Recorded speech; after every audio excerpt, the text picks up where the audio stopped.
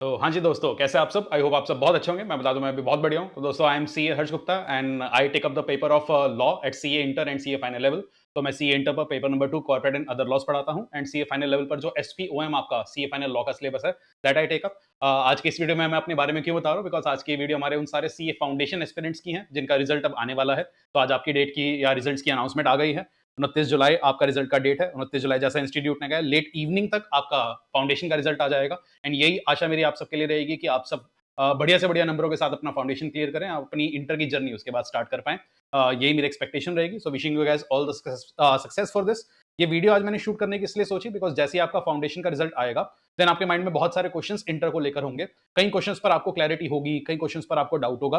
तो वो कोई भी डाउट किसी भी प्रकार से ना रह जाए। तो आज की इस छोटी-सी वीडियो में मैं आपकी सीए इंटर की जर्नी कैसी होनी चाहिए, उसके रिगार्डिंग आपको गाइड करूँगा। And don't worry, this video is not only for law. मैं आपको सारे सब्जेक्ट्स के लिए यहाँ पर बेसिक गाइड करने वाला हूँ कि आपको अपनी प्लानिंग सीए इंटर की कैसे करनी चाहिए। मई 2025 आपका अटेम्प्ट रहने वाला है, तो मई 2025 तक कैसे हम प्रिपरेशन करें, सिंगल ग्रुप दें, बोथ ग्रुप्स दें, रैंक लानी है तो क्या हमारी तैयारी होनी चाहिए। तो स्टार्ट ऑफ द जर्नी में ही अगर हमें पूरी क्लैरिटी जर्नी के बारे में पता चल जाए, तो उसको अचीव सक्सेसफुली करना बड़ा आसान हो जाएगा। तो आज की इस वीडियो में मैं आपको from the scratch till the end वो स्ट्रेटेजी बताऊंगा जो एज अ स्टूडेंट शायद मैं अपनाना पसंद करता, और कोई मिस्टेक आप वहां पर ना करें, कोई एरर आपके पार्ट पर ना रह जाए। तो उसी के लिए हम ये वीडियो शूट कर रहे हैं। So without any further ado आते हैं और आपकी सीए इंटर की जर्नी करते हैं डिस्कस।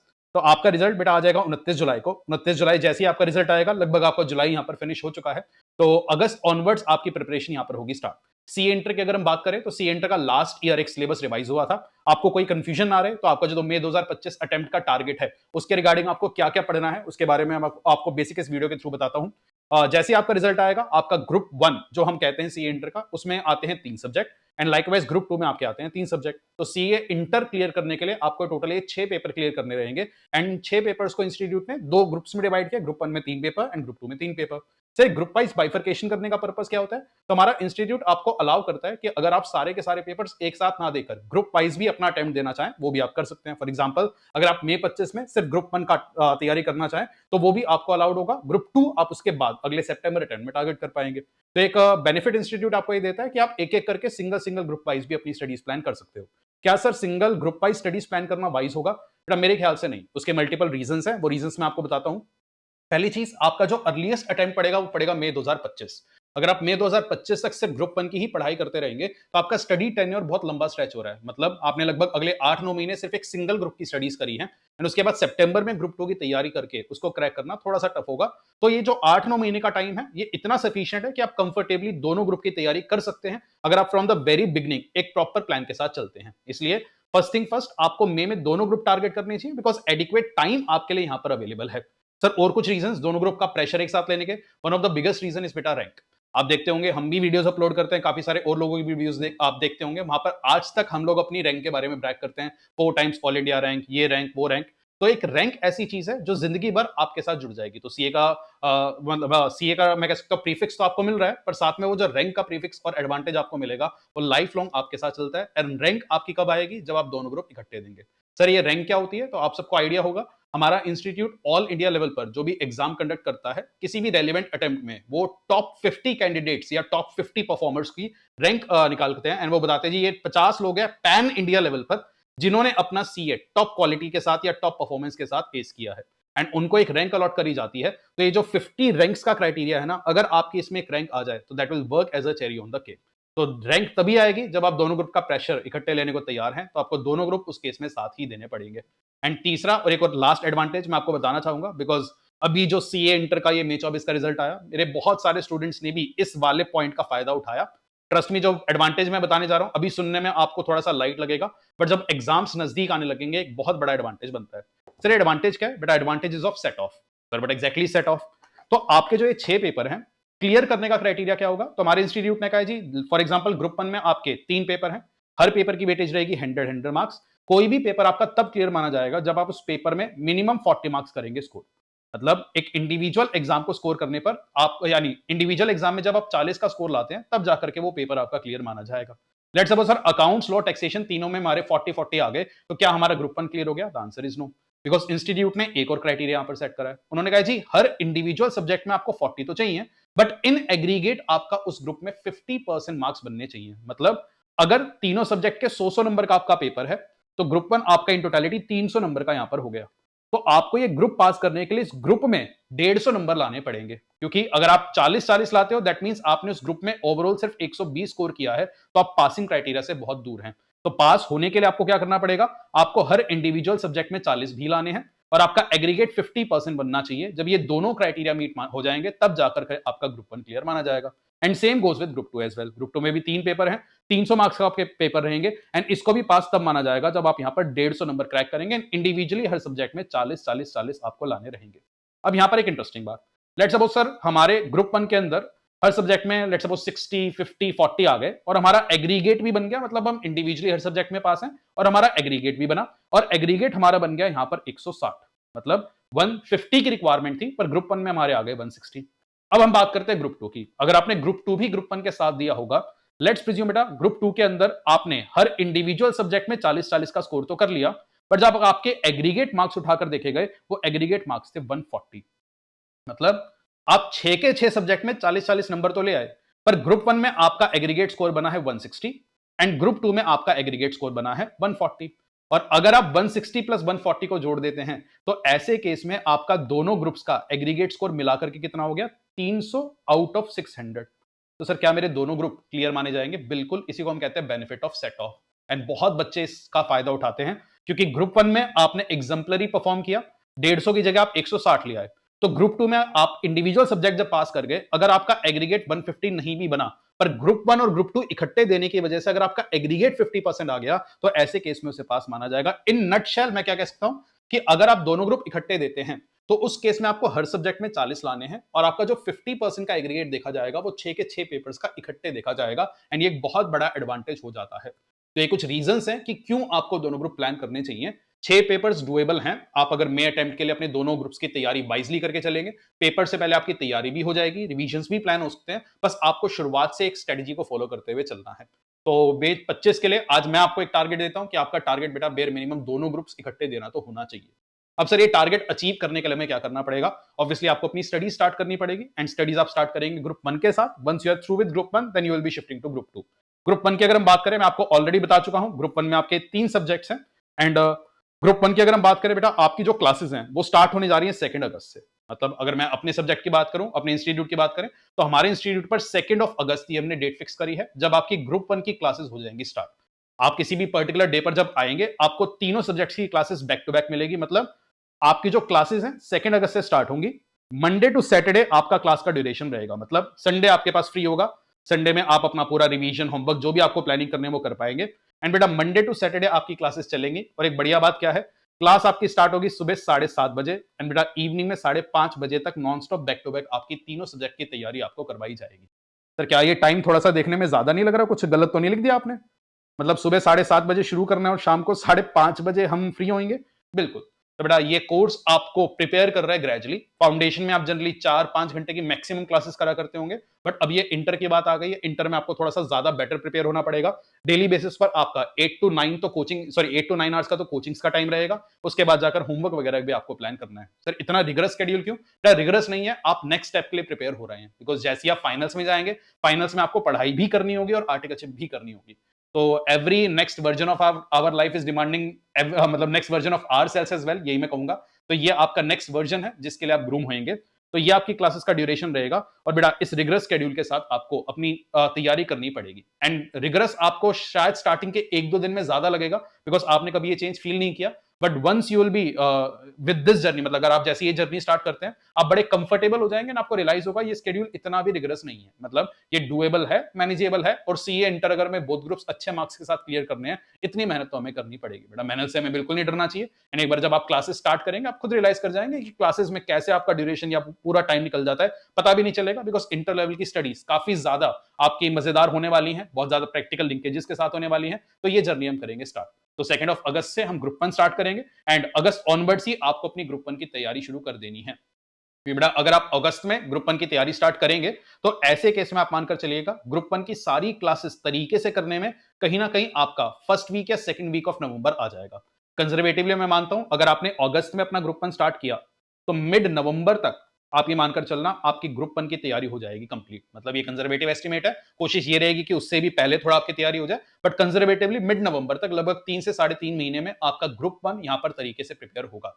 पर ये 3 महीने जब आप हमारे साथ डिवोट करेंगे, एक्सपेक्टेशन क्या रहेगी कि आप क्लासेस बहुत तरीके से करें, रेगुलरली अटेंड करें, आप सारा होमवर्क साथ-साथ करते चले, सारे टेस्ट आप साथ-साथ सॉल्व करते चले। मतलब जब नवंबर एंड आए, आपकी ग्रुप 1 की किसी भी सब्जेक्ट की जो प्रिपरेशन है, उसमें कोई लूप होल नहीं होना चाहिए कि सर मेरा ये चैप्टर रह गया था, ये टेस्ट मैंने नहीं दिए, ये क्लासेस मिस हो गई थी, क्लासेस एक्यूमुलेटेड है। क्योंकि अगर ऐसा हुआ, तो एक बहुत बड़ा क्वेश्चन मार्क आ जाएगा कि आप मई में दोनों ग्रुप दे पाएंगे या नहीं।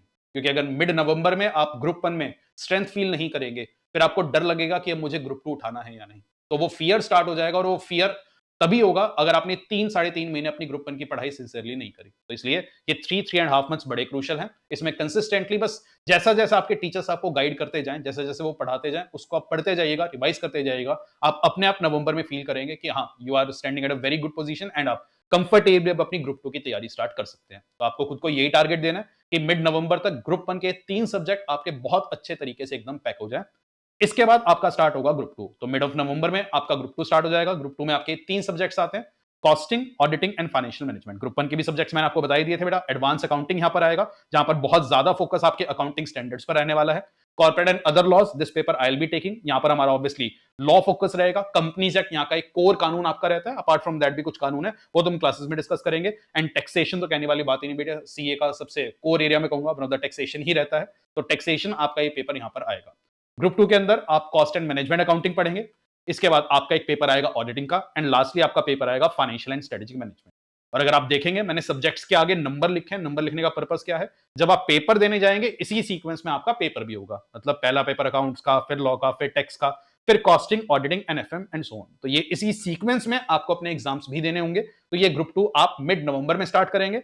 मिड नवंबर में जब आप ग्रुप 2 स्टार्ट करते हैं तो आप ये मानकर चलना मिड फेब्रुअरी, वरना कंजर्वेटिवली बाय फेब्रुअरी एंड आपका ग्रुप 2 हो जाएगा फिनिश। तो फेब्रुअरी एंड तक जाकर के बेटा आपका ग्रुप 2 यहां पर फिनिश होगा।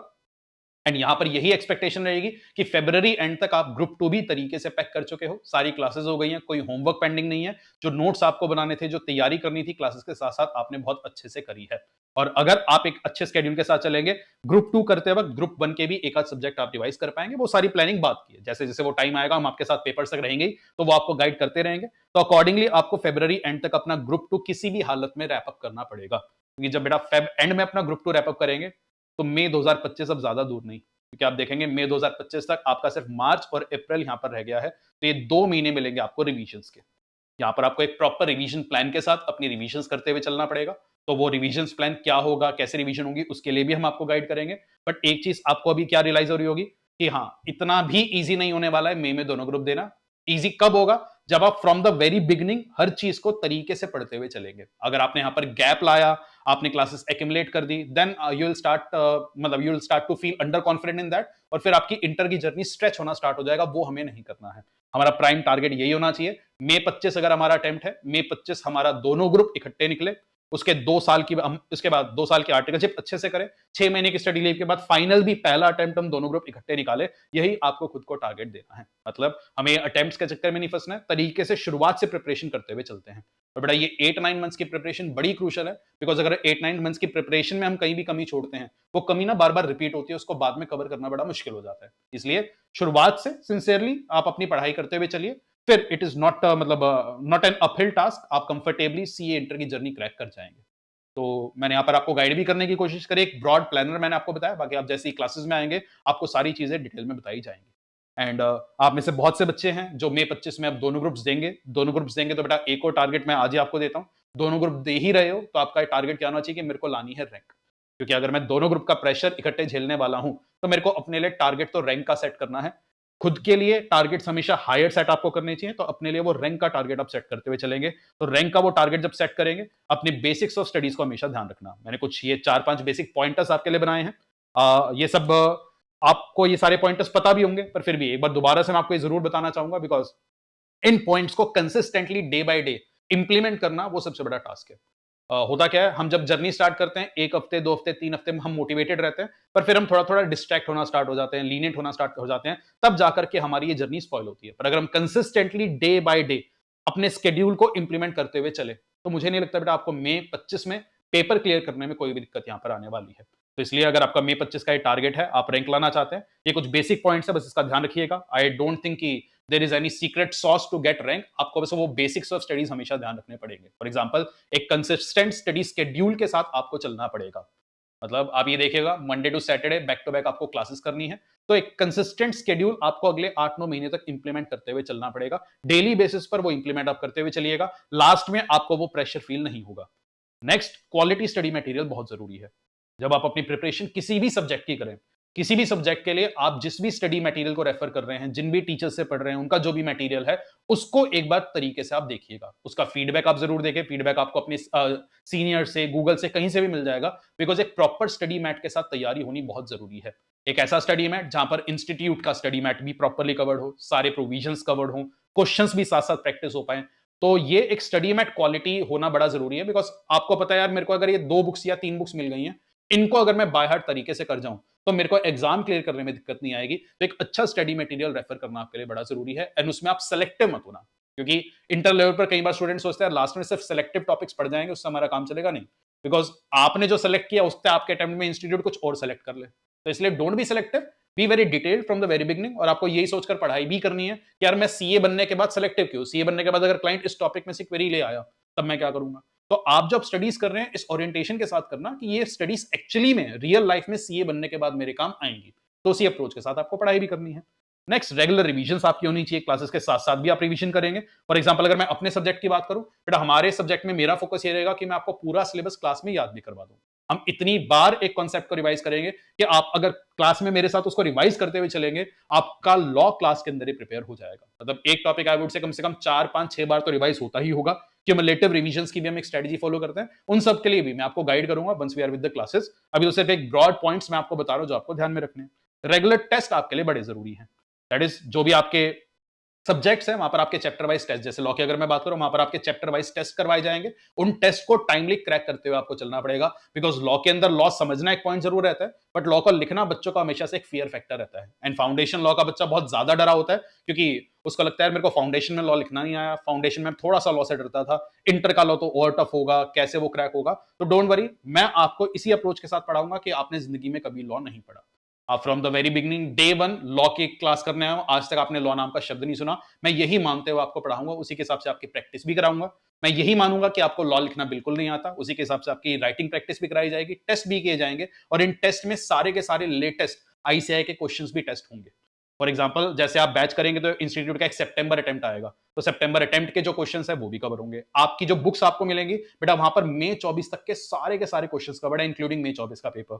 सितंबर की आरटीपी भी आ चुकी है, वो भी कवर्ड है। सितंबर का जो पेपर आएगा वो भी हम क्लासेस के साथ साथ कवर करेंगे। तो पढ़ते पढ़ते आप इंस्टीट्यूट के लेटेस्ट एग्जामिनेशंस को भी सॉल्व करते हुए चलेंगे, तो उससे आपका कॉन्फिडेंस बूस्ट होगा। एंड लास्टली बेटा, स्टे फोकस्ड। ये जर्नी एक लंबी जर्नी होने वाली है, सीए इंटर की, उसके बाद सीए फाइनल्स की। तो वहां पर आप अपने फोकस को डिस्ट्रैक्ट होने नहीं दे सकते। बार बार आपको खुद को फोकस रखना पड़ेगा, खुद को मोटिवेटेड रखना पड़ेगा, खुद को यही याद दिलाते रहना पड़ेगा कि जर्नी जो मैंने स्टार्ट करी है किस लिए करी है। मैं जो सीए की जर्नी में आ रहा हूं, किस वजह से आ रहा हूं, आपके रीजंस कुछ भी हो सकते हैं। आप अपने पेरेंट्स के लिए सीए बन रहे होंगे, आप खुद के लिए सीए बन रहे हैं, whatever are the reasons, उन रीजंस को अपने माइंड में पूरी जर्नी में हमेशा फ्रेश रखना। अगर आप वो रीजंस हमेशा माइंड में फ्रेश रखेंगे, तो आप जब भी डिस्ट्रैक्ट हो रहे होंगे वो रीजन आपको रोक लेगा नहीं कि भैया मेरे को फोकस रहना है, मई 25 मेरा अभी टारगेट है, तो उसके हिसाब से मेरे को तैयारी करते हुए चलनी है। तो ये कुछ बेसिक से इनपुट्स मेरी तरफ से थे। बाकी तो आप सबसे मिलेंगे क्लासेस में 2 अगस्त। लॉ की अगर मैं क्लास की बात करूं, सुबह 7:30 बजे हम लोग मिलने वाले, पहली क्लास आपकी लॉ की होगी, and I will make sure कि you will thoroughly enjoy this journey. So with this, I'll be bidding adieu to you guys, and see you on 2nd of August, and we'll be mastering the art of interpretation together. So see you guys, take care, and all the very, very best for your journey.